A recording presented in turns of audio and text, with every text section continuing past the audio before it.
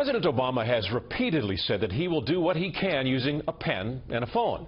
Incoming President Trump may only need his phone and 140 characters or less. Correspondent Peter Doocy is in West Palm Beach, Florida, reporting on the soon-to-be tweeter-in-chief.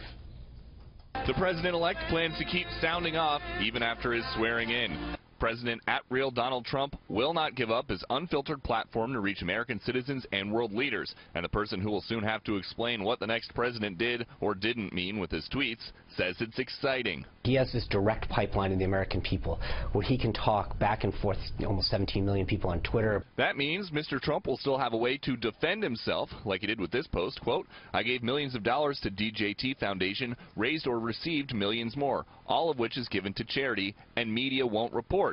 And it means Mr. Trump will also have a way to go on offense when he wants to, like he did after American diplomats ignored his advice and let an anti-Israel resolution pass. That tweet said, quote, "The United Nations has such great potential, but right now it is just a club for people to get together, talk, and have a good time." So sad. That shot comes as prominent conservatives like House Speaker Paul Ryan, Texas Senator Ted Cruz, and Arizona Senator John McCain are calling for the incoming president to strip funding from an agency whose foreign policies, they say, conflict with American foreign policy. And we're talking about a lot of money. The U.S. has about $3 billion tied up in UN activities every year, $2.3 billion for peacekeeping, a quarter of the total UN peacekeeping budget, and $600 million toward the United Nations staff and infrastructure. 22% of that budget.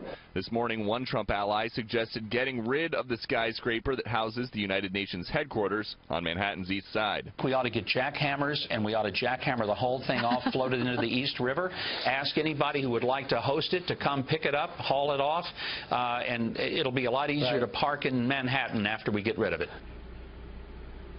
This afternoon, as authorities in New York worked to clear Trump Tower because of a suspicious package, the president-elect tweeted from here at Mar-a-Lago, quote, "President Obama campaigned hard and personally in the very important swing states and lost. The voters wanted to make America great again." That is the latest president-elect pushback against President Obama's claim that he could have won a third term in November, except, of course, for the fact that President Obama never could have run in November because he's term limited.